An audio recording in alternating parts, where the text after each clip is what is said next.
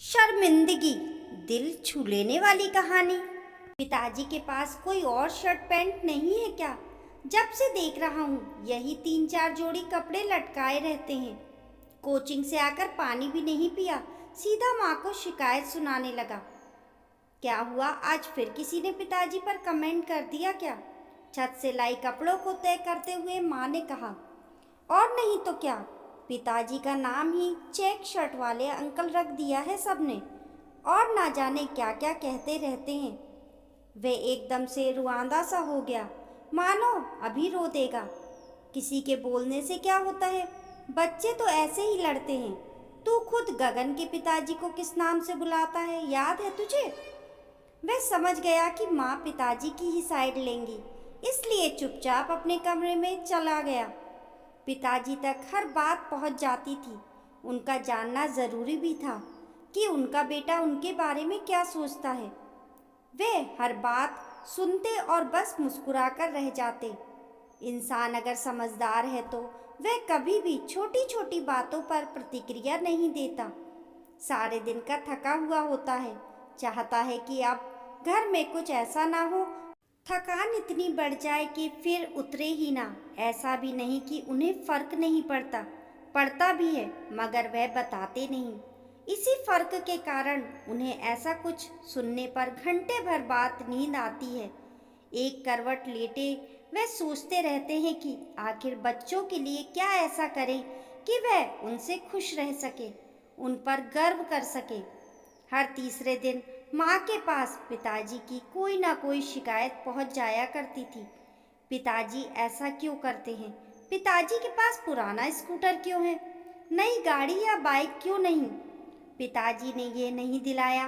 पिताजी कहीं अच्छी जगह घुमाने क्यों नहीं ले गए कभी? पिताजी बाकी दोस्तों के पिताजी लोगों की तरह अमीर क्यों नहीं? ऐसी ही शिकायतों के साथ हर साल की तरह ये साल भी बीत गया। बेटे का इस साल इंटर था। रिजल्ट आया तो मार मार कर किसी तरह पास हुआ था। मैट्रिक में जिस लड़के के 85% थे, इंटर में वह 52 पर ही पहुंच गया। शाम को पिताजी आए तो घर में मातम का सन्नाटा पसरा हुआ था। बेटे साहब अपने कमरे में दुबके पड़े थे। कहाँ हैं? बैग टेबल पर रखते ही पिताजी ने पहला सवाल यही किया। शायद ऑफिस में ही रिजल्ट देख लिया था। जाने दीजिए ना, पहले ही बहुत डरा हुआ है। माँ पिताजी के मूड को भाप गई थी, इसलिए चाह रही थी कि फिलहाल बेटा उनके सामने ना ही आए तो अच्छा है। उसे बुलाओ जल्दी, और यह अपनी ममता ना साल भर के लिए बचा कर रखो। साल भर हम हर गलती माफ़ करते हैं, कभी बोलते नहीं, जाने दो, मगर आज तुम्हारी ये ममता एक पिता के गुस्से को रोक नहीं सकती। यहाँ बुलाओ उसे। अगर हम कमरे में चले गए तो आज लात वहाँ छिटका देंगे। माँ समझ गई कि पिताजी का गुस्सा तूफान बन चुका है, और उस तूफान को ये ममता का छाता रोक ना पाएगा। किसी भी घर में ऐसा समय माँओं को दुविधा में डाल देता है। माँ उसे कमरे से समझा बुझा कर लाई। जो अक्सर पिता के बारे में नुक्स निकालता रहता था, आज एकदम सहमा हुआ सा खड़ा था। पापा ने उसे एक बार ऊपर से नीचे तक देखा। तो फिर बताओ कि इतनी कम नंबर किस वजह से आए हैं तुम्हारे? क्या इसका कारण ये है कि हमारे पास सिर्फ 4 जोड़ी कपड़े ही हैं जो हमने सालों पहले सिलवाए थे? या फिर हमारी पुरानी स्कूटर के कारण तुम नंबर ना ला पाए? या फिर हम अमीर नहीं हैं, तुम्हारे दोस्तों के पापा लोगों की तरह, इस वजह से तुम्हारा नंबर काट लिया गए?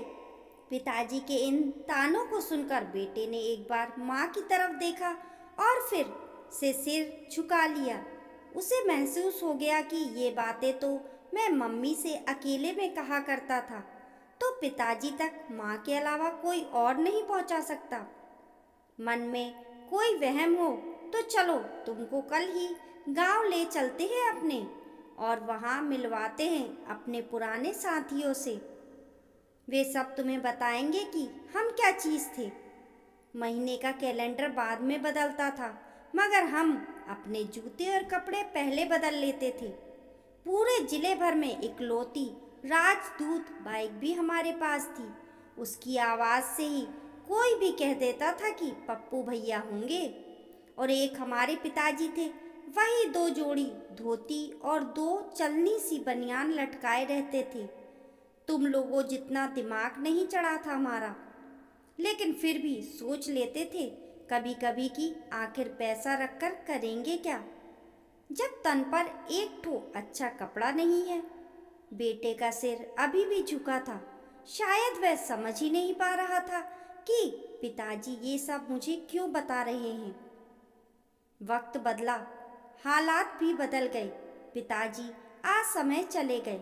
उनके जाने के बाद बुद्धि खुली। समझ आ गया कि पिताजी के होते तक ही मौज है, उसके बाद तो ज़रूरतें पूरी हो जाएं वही बहुत है। खुद को जानते थे हम, पता था कि खुद को खेत में जोतकर कुछ खास कर नहीं पाएंगे, इसलिए पढ़ाई में मन लगाने लगे। किस्मत अच्छी रही कि नौकरी मिल गई। आधी बुद्धि तो पिताजी के जाते ही खुल गई और आधी खुली जब तुम आए। पापा आज अपनी पूरी भड़ास निकाल देने के मूड में थे। तुम्हारे पैदा होने के बाद हमें समझ आया कि पिताजी वह 2 जोड़ी धोती और बनियान में कैसे सालों बिता देते थे। ये जो तुम अमीर घरों के बच्चों के बीच पढ़ते हुए हमारे पैंट शर्ट पर शर्मिंदगी महसूस करते हो, महंगा फ़ोन चलाते हो, वह लैपटॉप जो लिए हो पढ़ने के लिए और चलाते गेम और फिल्मों को, ये कपड़े जूते ये सब इसलिए हैं क्योंकि हमारे पास सालों से सिर्फ 4 जोड़ी कपड़े हैं। हम ऐश कर पाएं क्योंकि हमारे पिता के पास केवल 2 जोड़ी कपड़े थे। ऐसा थोड़े ना है कि हमारा मन नहीं करता बन ठन के रहने का, अच्छा पहनना, अच्छा खाने का, लेकिन हम मन मारते हैं सिर्फ इसलिए कि तुम्हारे मन का हो सके। और बदले में क्या चाहते हैं? तो बस यही कि तुम पढ़ाई में अच्छा करो। पिताजी, मैं, वो, इससे ज़्यादा वह कुछ बोल नहीं पाया। हाँ हाँ बताओ क्या वो? अरे अब तो वह ज़माना भी नहीं रहा कि तुमको सिर्फ पढ़ने के लिए कहें। बताओ हमको कि पढ़ाई से ध्यान हटाकर तुम कौन से खेल या कला में आगे बढ़े हो। बताओ कि हमारी मेहनत की कमाई, हमारे त्याग और हम जो अपने ही बच्चे से बेइज्जती सहते हैं, उसके बदले क्या मिला है हमको। बेटे के पास इसका कोई जवाब नहीं था। वह कैसे कहता कि उसका सारा ध्यान तो खुद और अपने साथ के बच्चों के बीच का फर्क नापने में गया है। तुम पढ़ाई में अच्छे हो ये हम जानते हैं, ना होते तो हम कुछ कहते ही नहीं। तुम अच्छा कर सकते हो, लेकिन दिक्कत पता क्या है? तुम ना अभी से हैसियत नापने लगे हो। इतना क्रिकेट देखे और खेलते हो, कभी ये नहीं सीखने की कोशिश की कि पहले ही ओवर में 20-25 रन बना देने वाला बड़ा खिलाड़ी नहीं होता। बड़ा खिलाड़ी वह है जो अंत तक मैदान में खड़ा रहता है और जिसका कुल स्कोर उसकी टीम को जिताता है। बेटा, शुरुआत कोई नहीं देखता, यहाँ सबको अंजाम से मतलब है। अभी से हैसियत देखोगे तो कुछ हाथ नहीं आएगा। अभी तो वक्त है खुद की हैसियत बनाने का। ध्यान दो वरना कुछ भी हासिल नहीं कर पाओगे। बेटा अभी भी सिर झुकाए वहाँ खड़ा हुआ था। अब जाओ, इतना ही कहने को बुलाए थे। अभी समझ आ जाए तो अच्छा है, वरना बाद में सिवाय पछतावे के कुछ कर नहीं पाओगे। माँ कुछ नहीं बोली, बस पिताजी को देखती रही। अगले दिन पिताजी ऑफिस से आए तो बेटा सिर झुकाए सामने खड़ा था। पिताजी ने बैग टेबल पर रखा और अपने थके शरीर को सोफे पर पटक दिया। पिताजी, हाँ, एडमिशन करा ली मैंने। अच्छी बात है, कौन सा सब्जेक्ट लिए हो? वही साइंस है। इंटर में देख ही लिए हो कि साइंस नहीं हो पाएगा तो कुछ और देख लेते। फिर से इंटर में ही एडमिशन लिया है। 1 साल तो बर्बाद जाएगा, मगर इस बार अच्छे नंबर आएंगे। पूरी मेहनत करूँगा, बेटे ने डरते हुए कहा। पिताजी मुस्कुराए।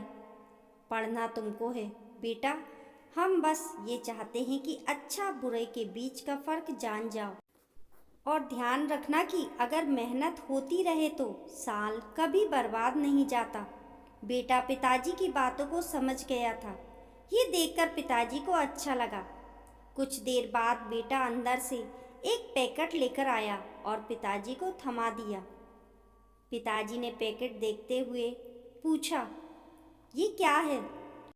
इतना कहते हुए पिताजी ने पैकेट भी खोल लिया। शर्ट है पिताजी, अपनी पॉकेट मनी से लाया हूँ। समझ आ गया है कि आप मेरे लिए खुद की ज़रूरत पर खर्च करने से भी डरते हैं, लेकिन मैं तो अपने खर्चों में कटौती करके आपके लिए कुछ ला सकता हूँ ना। पिताजी बेटे को देखते रहे। उनका मन हुआ कि उठकर गले लगा लें उसे, मगर इतना खुला नहीं थे ना उनसे। और माँ के लिए? पीछे खड़ी माँ ने खुद के आंसुओं को रोकते हुए कहा, वो पिताजी ले आएंगे ना। इस बात पर सबके चेहरे पर हंसी आ गई। बेटा आगे क्या करेगा ये पता नहीं, लेकिन अब से पिताजी की इज्जत ज़रूर करेगा। दोस्तों, आप लोगों की इस बारे में क्या राय है, हमें कमेंट करके ज़रूर बताइए। कहानी पसंद आने पर लाइक और शेयर करें। ऐसी ही अच्छी अच्छी कहानियों के लिए चैनल को सब्सक्राइब करना ना भूलें। मिलते हैं फिर एक नई कहानी के साथ। तब तक के लिए नमस्कार।